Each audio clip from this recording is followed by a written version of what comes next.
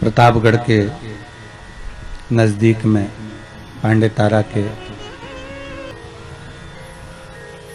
बघेल परिवार द्वारा आयोजित 7 दिवसीय शिव महापुराण की कथा जो विश्व कल्याण के लिए है, जग के उद्धार के लिए है। कोरोना महामारी के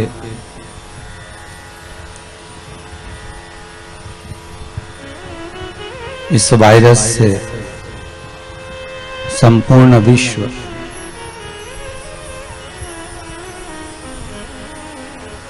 आज लड़ रहा है।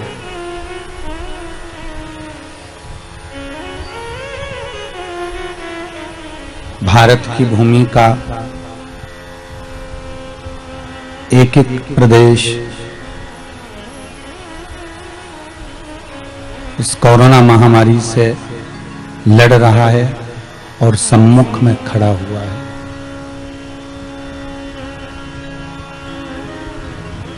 हर एक के हृदय में, मन में बस अब एक आस विश्वनाथ त्रिकालदर्शी कैलाशी शंभु से, महामृत्युंजय से लगी हुई है कि बाबा शंभु विश्वनाथ शंकर, मेरा उघड़दानी, मेरा त्रिकालदर्शी शंकर किसी भी रूप में इस वायरस को, इस कोरोना महामारी को समाप्त करे। ईश्वर का ही एक रूप लेकर हमारे बीच में डॉक्टर, पुलिस कर्मचारी, पीएम आदरणीय नरेंद्र जी मोदी, साथ में हर प्रदेश के सीएम किसी न किसी रूप में हमारे बीच में आकर बार बार कह रहे हैं कि मास्क लगाइए, सोशल डिस्टेंसिंग का पालन करिए और बार बार अपने हाथों को सैनिटाइज करें या साबुन से धोते रहें।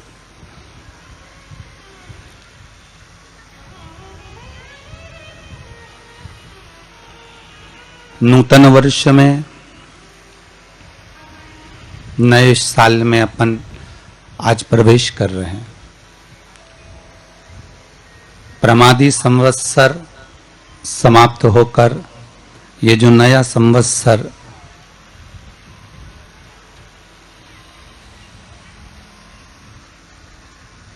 जो चालू हुआ है, इसका नाम है आनंद संवत्सर। हमारे भारत की भूमि का गौरव रहा है। भारत की भूमि के संत, साधु, सन्यासी, तपस्वी, साधक, उपासक जो रहे हैं, ज्योतिषाचार्य,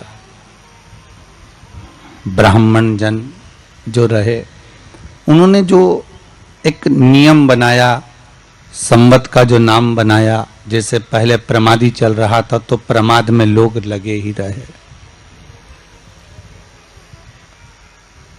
अब जो संवत चालू हुआ है वो उसका नाम है आनंद। तो हो सकता है बाबा विश्वनाथ ऐसी कृपा कर दे, शंभु गंगा मैया ऐसी करुणा कर दे कि अब जग जो 1 वर्ष से लगातार इस कोरोना महामारी से जूझता हुआ आ रहा है और ना जाने कितने ही घर के लाल, ना जाने ही कितने घर के दिए इस कोरोना महामारी ने समाप्त किए हैं, पर कहीं ना कहीं अब वो आनंद की अनुभूति करा दे।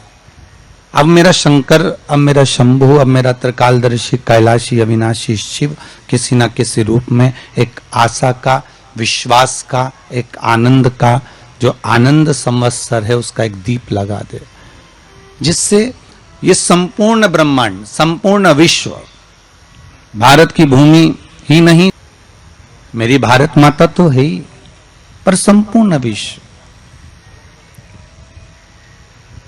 इस कोरोना महामारी से थोड़ा सा बचे।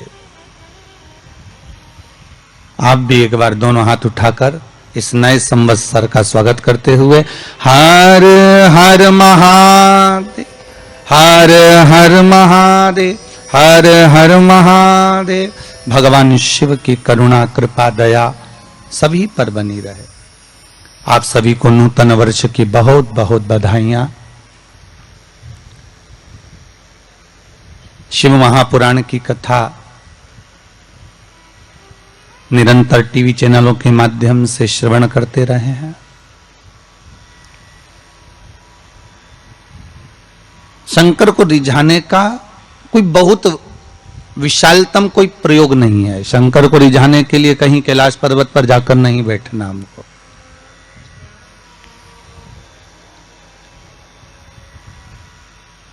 शिव को रिझाने के लिए कहीं हमें किसी घाट पर जाकर नहीं बैठना है।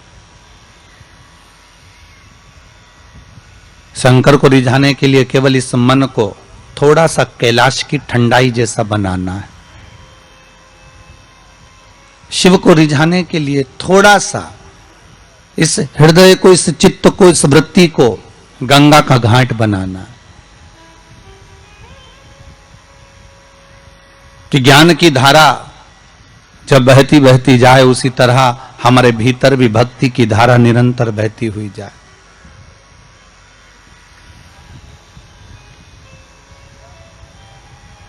हम भी इस मन को, चित्त को, वृत्ति को कहीं ना कहीं भगवान का कैलाश बना लें। हमें कैलाश जाने की जरूरत नहीं है। जब ये दिल, जब ये मन, जब ये वृत्ति, जब ये चित्त स्वयं कैलाश बन जाएगा, स्वयं गंगा का घाट बन जाएगा, तो शंकर जी के दरवाजे पर हमें नहीं जाना। मेरा भोलेनाथ खुद ही आपके हृदय में आकर बैठ जाएगा। फिर हमें जाने की जरूरत नहीं पड़ेगी। अपने हृदय को हम स्वयं कैलाश बना ले। हमारे हृदय को 7 दिन अगर ये बगल परिवार में कथा चल रही है, 7 दिन अगर ये गंगा के घाट पर कथा चल रही है, 7 दिन अगर इस पांडतारा में कथा चल रही है, 7 दिन ये प्रतापगढ़ के नजदीक में जो शिव महापुराण का पावन चरित्र रानीगंज क्षेत्र में चल रहा है, तो इसका एक सुख आपके जीवन में होना चाहिए कि आप ये नूतन वर्ष में, ये नए वर्ष में जो एक आनंद की अनुभूति करने के लिए, इस संसार सागर से उबरने के लिए हम भगवान की कथा को अपने हृदय में, अपनी चित्तवृत्ति में, अपने मन में उतार लें।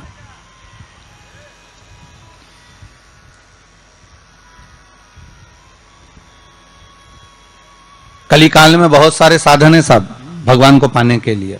कोई कहता है कि तुम गंगा के घाट जाओ, कोई कहता है कि तीरथ जाओ, कोई कहता है कि मंदिर जाओ, कोई कहता है कि वहां जाओ, कोई कहता है कि आप बहुत समय तक कहीं सेवा क्रम में लग जाओ। कलिकाल में बहुत सारे साधन बता दिए कि आप साधना भी कर सकते हो, आप तप भी कर सकते हो, आप घंटों तक नेत्र बंद कर कर भगवान को रिझा भी सकते हो। साधन बहुत बना दिए। पर शिव महापुराण कहते हैं, रामचरितमानस में तुलसीदास जी ने लिखा कि कलयुग केवल नाम आधारा।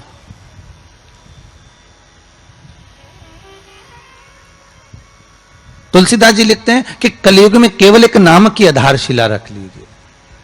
आप दूसरी आधारशिला में अगर डूब रहे हो, आप दूसरे भाव में डूब रहे हो कि भगवान मिलेगा, तो तुलसीदास जी कहते हैं केवल एक ही आधारबोध भारी है कि कलयुग केवल नाम धारा और सुमर सुमर नर उतरहि पारा। कलिकाल में एक नाम की आधारशिला हो और वो नाम परमात्मा का हो। जगत का नाम नहीं चाहिए हमें, संसार के नाम से हम नहीं तरने वाले हो।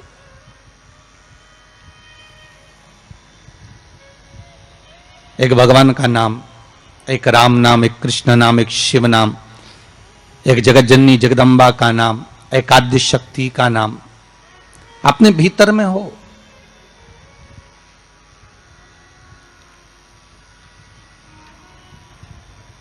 और फिर जब उस परमात्मा का नाम हम इस हृदय चित्त से लेंगे, उस परमात्मा के नाम में जब हम डूबेंगे, तो उसका आनंद भी तो बहुत होगा, उसका एक लक्ष्य तत्व भी तो बहुत होगा।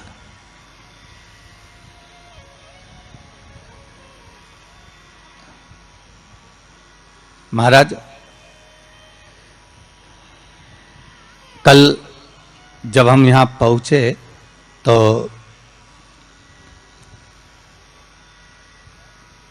नीचे किसी से मिलना हुआ, जब ऊपर ठहरे उसके बाद नीचे हम जब आए जाने के लिए कहीं, तो हमने पूछा कथा हो रही है आपके यहाँ? तो कहा गुरुजी भगवान की बड़ी कृपा है, विश्वनाथ शंभू की, त्रिकालदर्शी कैलाशी अविनाशी शंकर की बड़ी करुणा है। किस लिए श्रवण करना चाहते हो? कथा क्यों सुनना चाहते हो? क्या कारण है कथा सुनने का? तो कि गुरुजी कथा सुनेंगे तो स्वर्ग मिलेगा।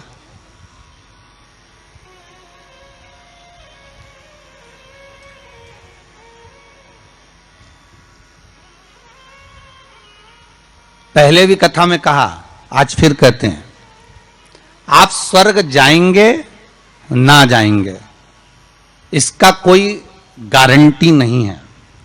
हम स्वर्ग जाएंगे ना जाएंगे इसकी भी कोई गारंटी नहीं है, ठीक है?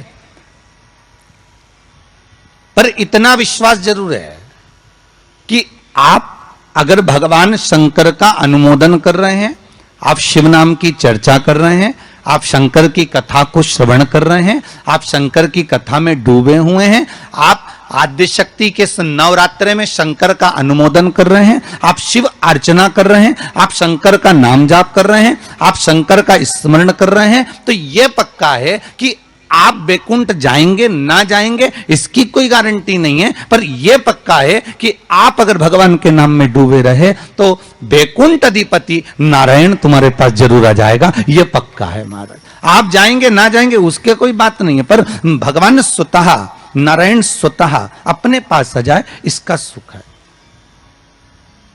इसका एक आनंद। तो हम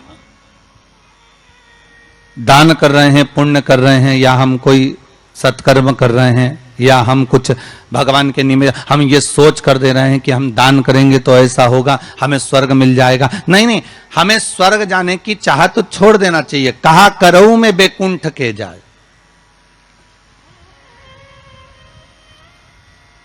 मैं बैकुंठ जाकर करूंगा क्या?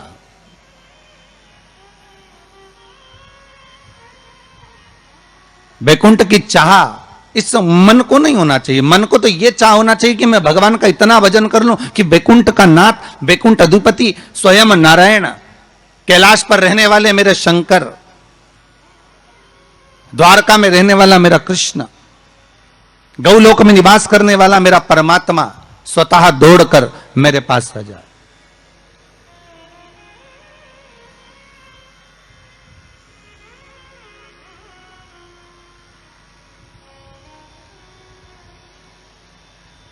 और उस परमात्मा को पाने के लिए महाराज केवल एक नाम का था। तो बैकुंठ आप जाएं या हम जाएं इसका कोई पक्का भरोसा या विश्वास नहीं, कोई ने लिख के भी नहीं दिया तुमको।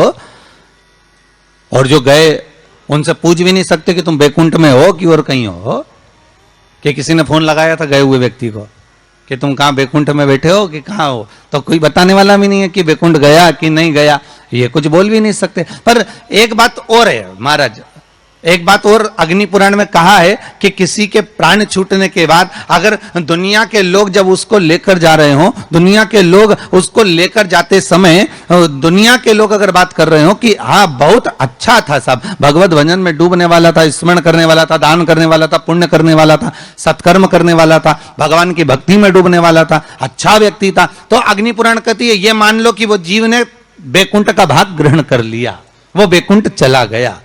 और अगर किसी के जाने के बाद लोग कह रहे हैं अरे हाउरे भैया अच्छा हुआ मर गया, बहुत प्राण खाता था, बहुत तकलीफ देता था, बहुत कष्ट देता था, बहुत परेशान करता था, बहुत दुख देता था, तो समझो कि हाँ भैया वो फिर नरक ही गया होगा, क्योंकि वो दुनिया को भी कष्ट देता है, वो दुनिया को भी कष्ट प्रदान कर रहा होता है।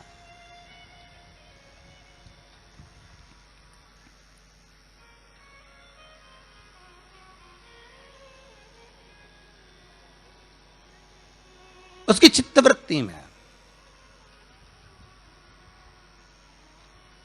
उसके मन में ये आ जाता है कि मैं कहीं ना कहीं किसी ना किसी रूप में बैकुंठ जाना चाहता हूं, तो शिव महापुराण की कथा कर रही है। बैकुंठ का भाग तुम्हारे भाव में नहीं आना चाहिए कि हम बैकुंठ जाएंगे और हम बैकुंठ जाने का प्रयास करेंगे। नहीं नहीं, हमें बैकुंठ नहीं जाना, हमें बैकुंठ अधिपति नारायण को यहां बुलवाना है। हमें भगवान विष्णु को अपने हृदय में, अपनी चित्तवृत्ति में, अपने मन में आमंत्रित करना है।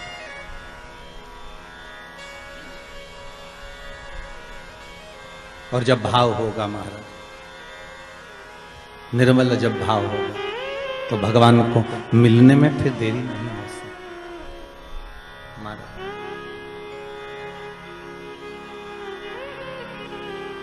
कहते हैं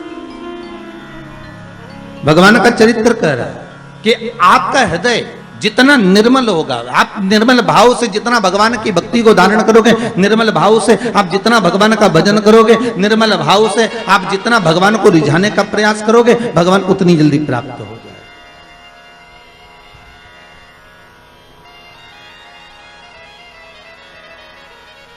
उतनी जल्दी।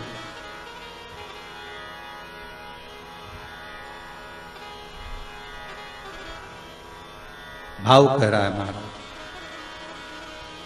कि ये जो भगवान ने जिह्वा हमको दी है, ये केवल इस कली काल से उबरने का एक साधन दिया।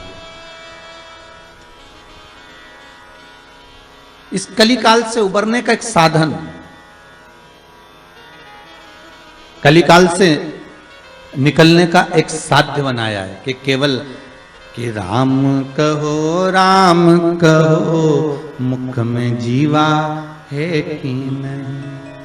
महाराज, ये केवल राम कहने के लिए, शिव कहने के लिए, भगवत स्मरण के लिए, भगवत नाम के लिए ये जिह्वा हमें प्रदान करेगी। केवल नाम स्मरण के लिए ये जिह्वा हमें दी गई है। और कलिकाल का साधन, कलिकाल का एक आनंद, कलियुग का एक भाव भगवत स्मरण का एक नाम है। शिव महापुराण की कथा कह रही है कि बैकुंठ जाने का भाव ना हो।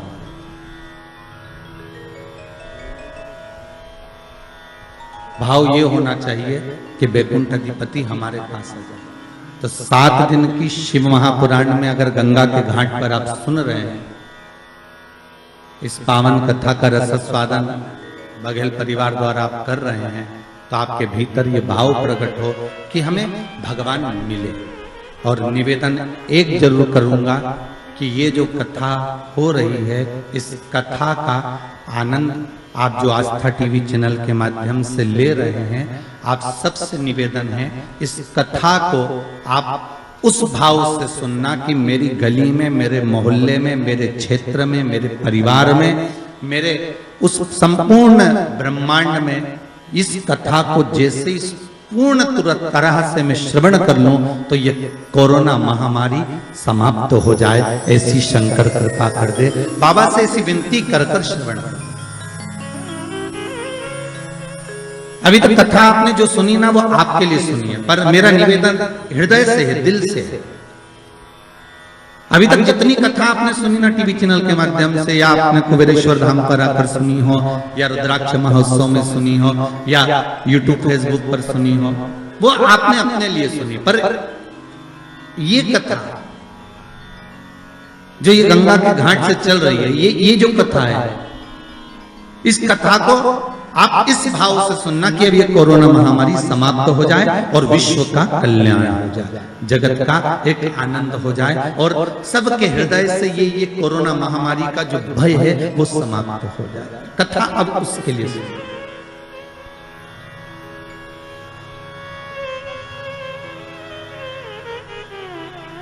एक बार आद्य शक्ति मां जगत जननी जगदम्बा दुर्गा भवानी भगवान शंकर के पास जाती है और भगवान शिव से मां जगतजननी दुर्गा भवानी ने एक बात कही कि प्रभु सुनिए,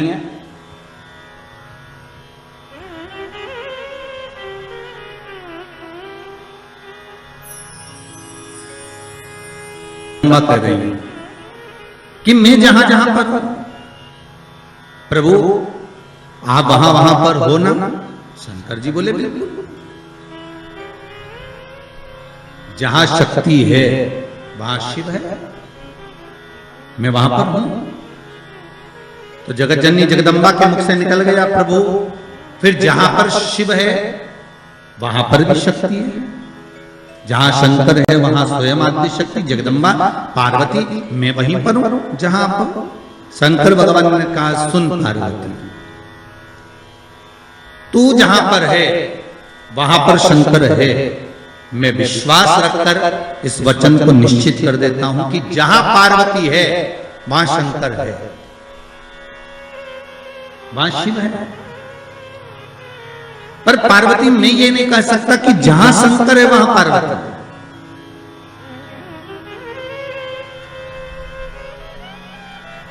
जहां पार्वती है वहां शिव है, ये पक्का है।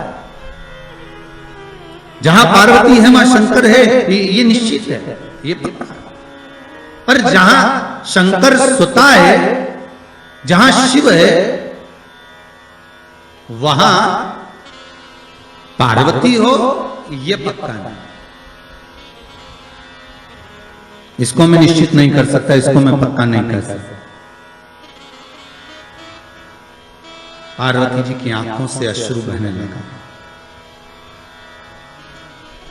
माता पार्वती के नयन अश्रु बह रहे हैं, और माता पार्वती के जब नयन अश्रु बह रहे हैं तो भगवान शिव ने पूछा क्या बात है पार्वती, हुआ क्या? आपकी आंखों में आंसू कैसे आ गए?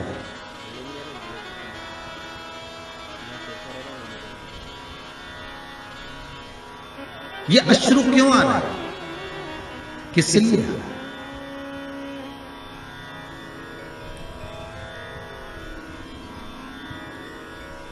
आज हमारे यजमान कह रहे थे कि गुरुजी जरा हमारी धर्म पत्नी को समझाना, थोड़ा सा क्रोध कम करे हो। तो हमने कहा जरा तुम अपनी धर्म पत्नी से बात करवाइए। तो उन्होंने अपनी धर्म पत्नी से बात कराया, तो उनको देखकर लगा कि क्रोध तो करती होंगी, पर यह भी पक्का है कि इनका स्नेह पति के प्रति ज्यादा ही होगा। क्योंकि शिव महापुराण की कथा कहती है कि पार्वती ने शंकर भगवान से 2 वर मांगे थे काशी की भूमि में। पार्वती जी ने शंकर भगवान से 2 वर मांगे थे। पहला वर माता पार्वती ने शिव जी से मांगा था कि पहला वर दीजिए जिस पति पत्नी में झगड़ा हो उसमें प्रेम बहुत बढ़े। तो शंकर भगवान ने कहा तथास्तु।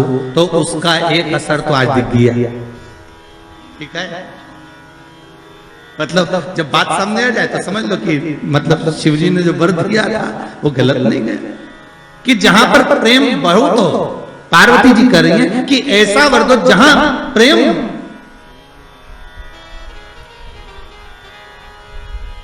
जहां झगड़ा होगा वहां प्रेम जरूर होगा। तो वहां प्रेम बना हुआ है, वहां इसने बना हुआ है।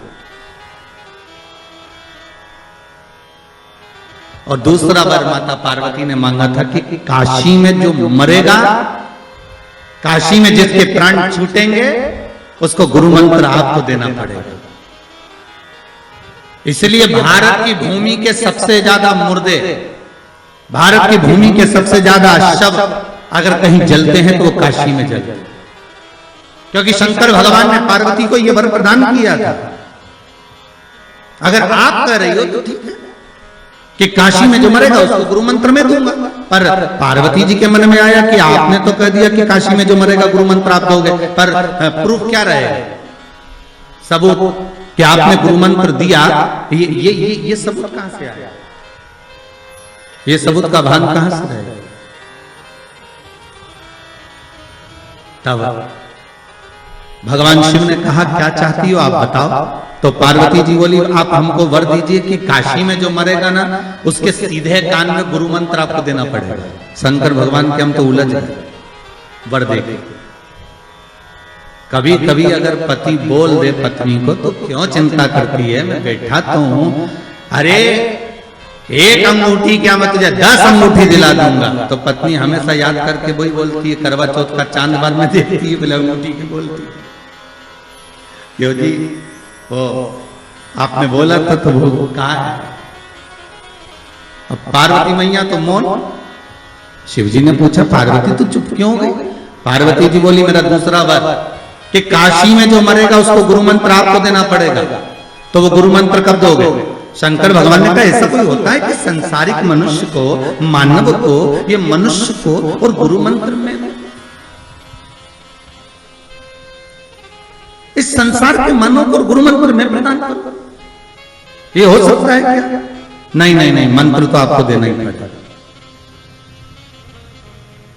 मंत्र तो आपको देना ही नहीं। ठीक है। पर पार्वती, संसार के लोगों को अगर मैं गुरु मंत्र दूंगा तो उसमें श्रेष्ठता रहेगी क्या? पार्वती जी बोली क्यों नहीं रहेगी, आप तो मंत्र दीजिए बस। भगवान शिव ने वचन दे दिया, ठीक है अब तू बता, मैं गुरु मंत्र देने को तैयार हूं, मैं गुरु मंत्र दे देता हूं। क्या करना है? पार्वती जी ने कहा आप एक काम करना, मरने वाले के सीधे कान में गुरु मंत्र दे देना और सीधे कान में गुरु मंत्र देकर और उस कान को बस मोड़ देना। आप मंत्र देना और कान को मोड़ देना,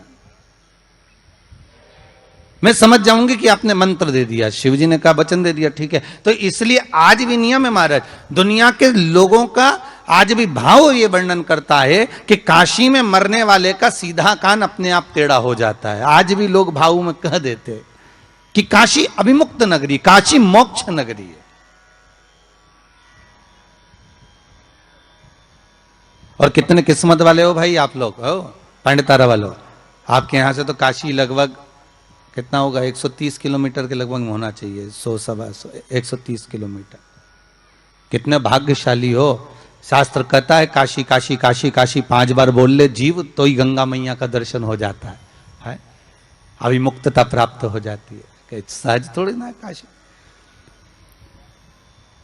तो पार्वती जी की आंख में आज अश्रु देखे। जब पार्वती जी की आंख में अश्रु देखे तो शिव जी ने पूछा बात क्या है, तुम बोलो आज पार्वती क्या हो क्या गया। पार्वती जी बोली बस बात इतनी सी है कि आप बोल रहे हो, मैंने कहा कि जहां मैं हूं वहां शंकर है, तो बिल्कुल पक्का, पर आप कह रहे हो जहां शंकर है वहां पार्वती नहीं है।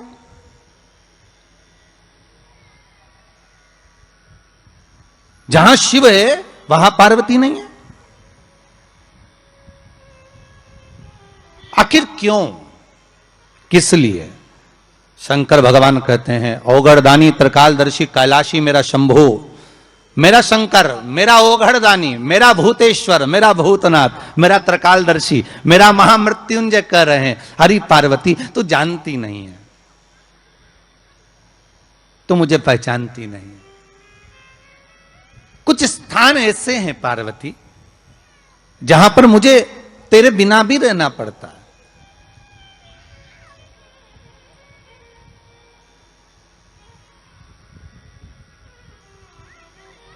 पार्वती जी ने हाथ जोड़कर निवेदन करा, प्रभु कोई एक स्थान ऐसा बता दो जहां शंकर हो और शंकर के साथ आद्य शक्ति पार्वती भी हो। जैसे आप कह रहे हो कि जहां पार्वती रहेगी वहां शिव रहेगा, पर जहां शिव है वहां पार्वती हो, तो कुछ एक स्थान ऐसा बताओ।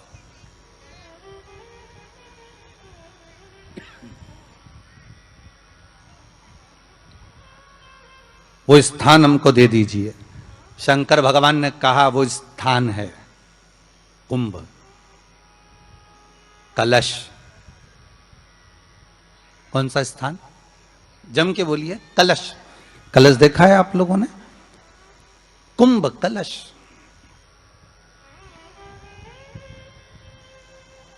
उस कलश में हे पार्वती, जहां शंकर है वहां तू भी विराजमान होगी, और केवल एक रूप में नहीं, सारी विद्याओं के रूप में तू उसमें संजू रहेगी।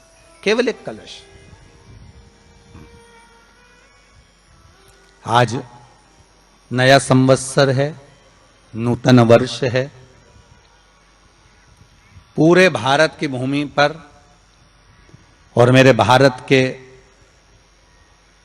जो मानव है जहां जहां निवास कर रहे हैं, विदेश में भी, पूरी भारत की भूमि पर आज के दिन लोग देवी जी की स्थापना करते हैं तो क्या स्थापना में क्या रखते हैं? कलश रखते हैं ना। तो कलश किस लिए रखा जाता है? कलश का क्रम क्या है? अपन ने अभी तक कथाओं में बहुत सुना शिव महापुराण में कि दिए का महत्व क्या है, अपन ने सुना दही का महत्व क्या है, जल का महत्व क्या है। पूरी शिव महापुराण में अपने अलग अलग महत्व को जाना है। पर यह नवरात्रे में जो शिव महापुराण की कथा शुरू हो रही है, नवरात्रे में जो शिव महापुराण की कथा को हम श्रवण करने के लिए बैठे हैं, इसमें हमारा एक संशय और मिटना चाहिए कि भारत की भूमि पर जब मां आद्य शक्ति की स्थापना होती है, मां जगतजननी को जब विराजमान किया जाता है, या चैत्र नवरात्रे में, शरदीय नवरात्रे में, आषाढ़ी नवरात्रे में, आदिकादिक पौष नवरात्रे में हम शंकर की, हम जगतजननी जगदम्बा की जब स्थापना करते हैं, या हम नूतन घर का प्रवेश करते हैं, या गणेश जी की स्थापना करते हैं, या कोई दुकान को प्रवेश करते हैं, या कोई शुभ कार्य करने के लिए अग्रण्य होते हैं, तो हम कलश की स्थापना क्यों करते हैं? आज शिव महापुराण में शुरुआत में अपन शिव और पार्वती की यही संवाद को लेकर चलते हैं।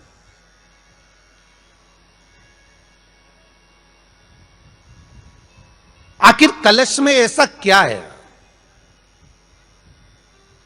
कलश के अंदर आखिर ऐसा क्या विराजमान है कि 33 कोटि देवता उस कलश के अंदर आकर बैठ जाते हैं महाराज?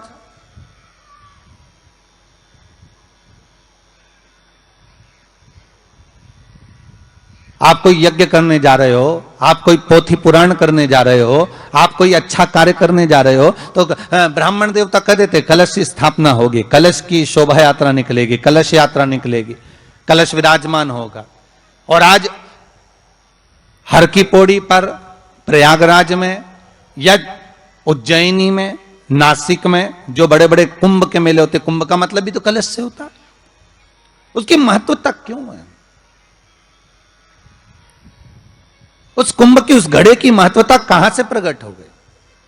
शिव महापुराण की कथा कहती है महाराज, भगवान औघड़दानी शंकर स्वयं आद्य शक्ति जगदम्बा से कहते हैं कि जगदम्बा तू क्या चाहती है बोल। तो जगतजननी जगदम्बा कहती है कि जहां मैं हूं वहां शंकर है। ये आपने कह दिया, पर जहां शंकर है वहां पार्वती का होना जरूरी है। उसके लिए सिद्ध करने के लिए एक स्थान ऐसा बनाया जाए जहां पर शंकर विराजमान है और शंकर के साथ पार्वती विराजमान है। तो शिव जी ने कहा, पार्वती उसके लिए मैं तुझे एक सुंदर कलश का निर्माण कर देता हूं।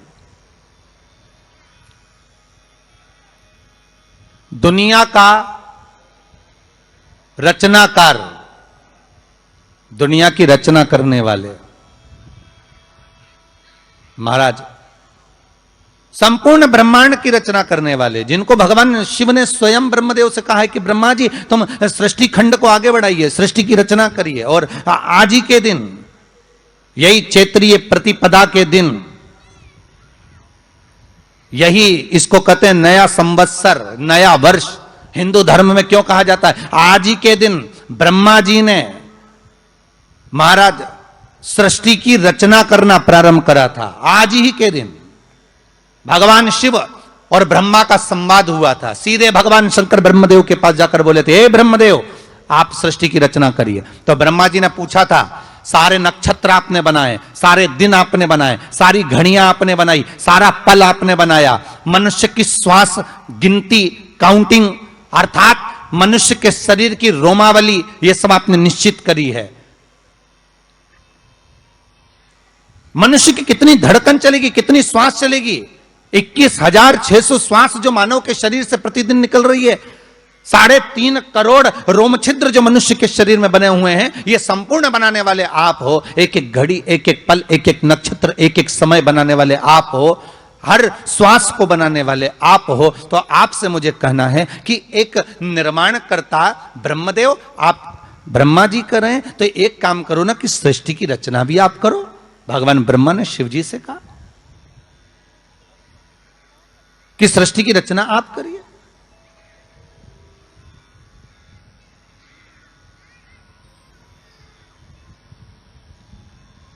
महाराज भगवान ओघड़दानी त्रिकालदर्शी शंभु कहते हैं, मेरा कैलाशी मेरा शिव कहता है, नहीं नहीं नहीं, ब्रह्मदेव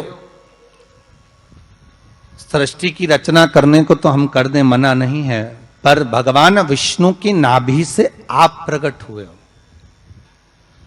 भगवान शेषनाग की सैया पर शयन कर रहे हैं, और भगवान जब शेषनाग की सैया पर शयन कर रहे हैं, उस शेषनाग की सैया से सोते हुए भगवान ने अपने नाभि कोश से आपको प्रकट करा है कमल के पुष्प के ऊपर।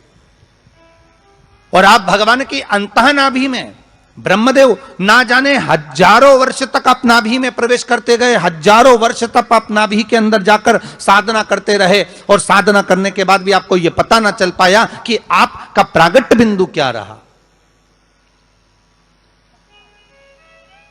ब्रह्मदेव, सृष्टि की रचना आप करिए।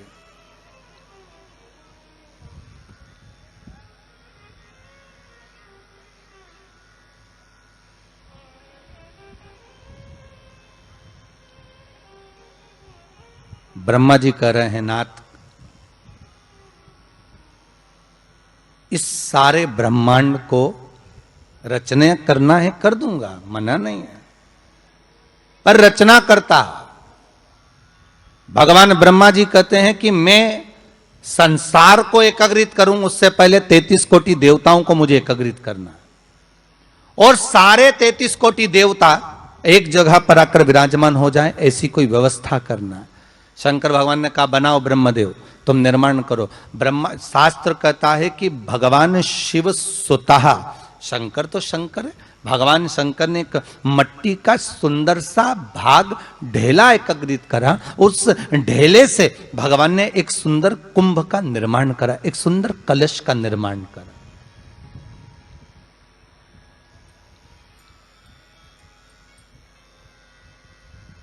देखिए कितनी सुंदर कथा है। अगर आप लिंग पुराण में इस कथा को निकालोगे तो एक आनंद की अनुभूति और होगी। अगर किसी के मन में संशय हो कि यह कथा कहां से ली गई है, तो लिंग पुराण में से आप इसको निकालिए। उसमें वर्णन किया गया कि सफेद मट्टी का शिवलिंग, लाल मट्टी का शिवलिंग, पीली मट्टी का शिवलिंग, काली मट्टी का शिवलिंग, उस शिवलिंग के निर्माण के पहले जब भगवान का पूजन करने के लिए पात्र की जरूरत पड़ी, तो उस पात्र का निर्माण किसने करवाया था? और सबसे पहला पात्र निर्मित, सबसे पहला पात्र का निर्माण, ये तांबा, सोना, चांदी, पीतल, इनके पात्र तो बाद में बने साहब। सबसे पहला पात्र बना ही काय का था? जम के बोलिए जरा, काय का बना था?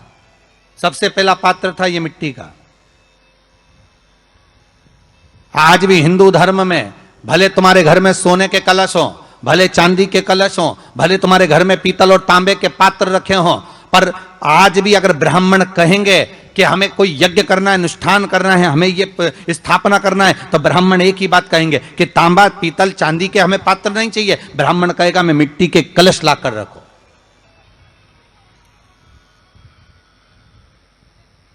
हमें मिट्टी के कलश चाहिए। और कितना बड़ा प्रमाण है जी, शास्त्र का प्रमाण देखिए कितना बड़ा है।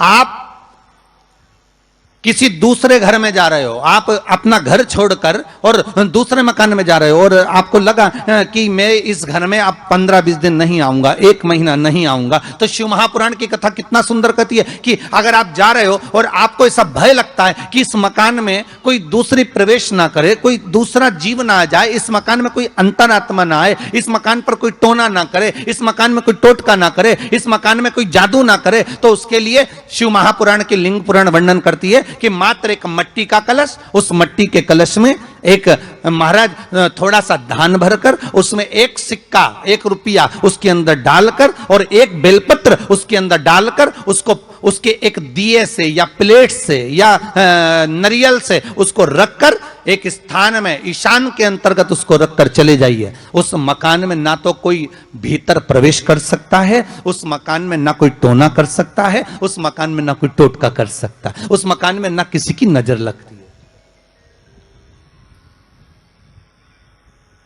और वो पात्र कोई दूसरा नहीं होना, वो पात्र होना चाहिए मट्टी का कलश।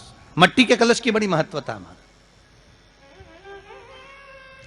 अब तो थोड़ा सा महाराज हो गया कि लोग हम मट्टी का कलश अगर तुम दोगे भी तो ब्राह्मण क्या काम में लेगा, तो ब्राह्मण जन कह देते हैं थोड़ा तांबे के 4 कलश लेकर आइए हो, तुम जरा स्टील के 5 कलश लेकर आइए, आप तुम तांबे के या ये बर्तन लेकर आइए। पहले इसका प्रमाण नहीं था, पहले प्रमाण था केवल मट्टी का कलश, स्थापना जो थी वो मट्टी का कलश, विराजमानता थी मट्टी का कलश,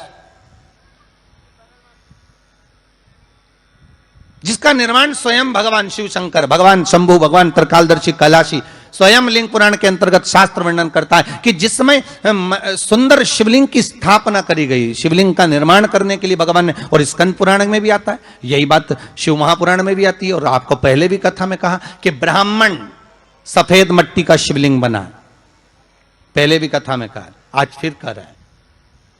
क्षत्रिय लाल मट्टी का शिवलिंग बना है, वैश्य पीली मट्टी का शिवलिंग बना है, शूद्र काली मिट्टी का शिवलिंग का निर्माण।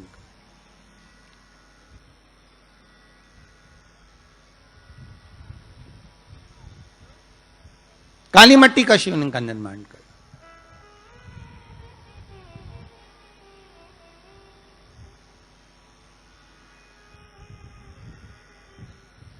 एक बहुत अच्छी बात कहें, अगर आप लोगों को अच्छा लगे तो अपनी जिंदगी में उतारना, ना अच्छा लगे तो उसको छोड़ देना, ठीक है।